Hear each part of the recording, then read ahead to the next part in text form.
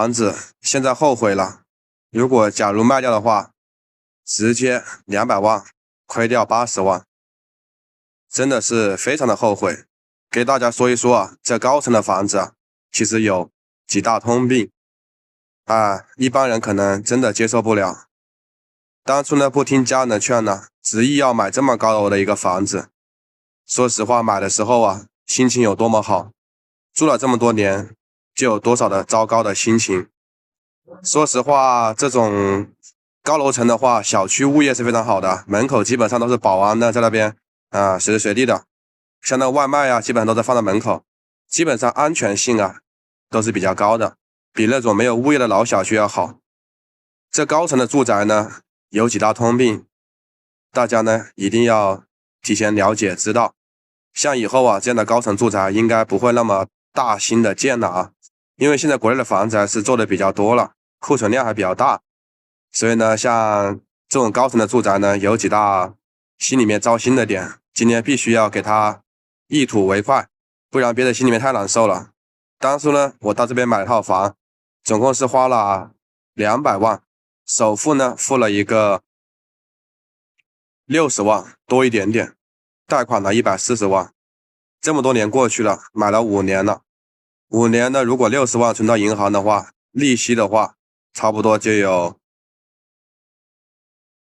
12万到13万，因为那个时候定期存款利率还比较高，4.6几啊。5年的话，对不对？相当于20%，2612，12万。然后如果现在房价卖掉的话，200万的房子啊，我这么多年过去了，贷款了120万，每个月还将近6000多点的那个房贷，总共还了5年的时间。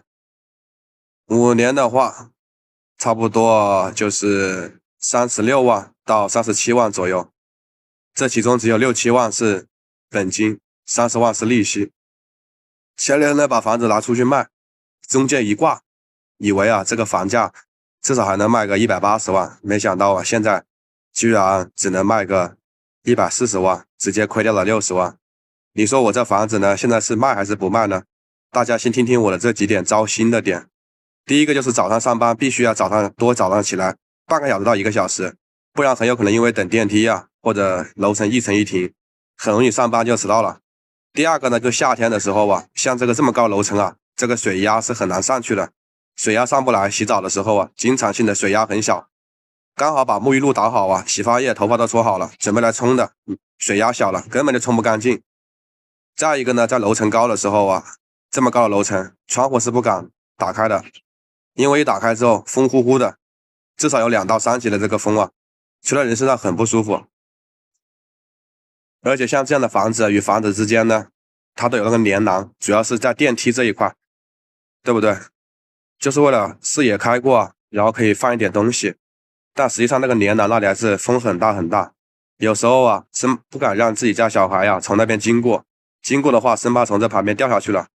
然后那边呢也装了那个安全护栏了，早些年的时候没装，后面装了，也是因为啊特殊的一些情况。再呢还有点不好，就这么高层的住宅了，有时候电梯还遇到检修了，只有1部电梯，那就更痛苦了。那为了赶时间呢，有时候买完东西回来呀，停完车从楼上爬上去，你说人轻松的爬上去，年轻点没什么，自己的爸妈老了，对不对？爬上爬下的根本吃不消，就想想以后啊，自己从这边上面下去来的话，多么的一个不习惯，甚至股都要搞散架了。反正呢，现在房子如果卖掉的话，会亏掉12万的利息，然后房子的话会亏掉一个60万的一个本金，就相当于是72万。72万呢，为什么会说亏掉8万块钱呢？因为当时啊，还有那个各种各样的费用，中介费啊，杂七杂八的费用啊，都要亏掉，还有买新家具的费用都算到里面。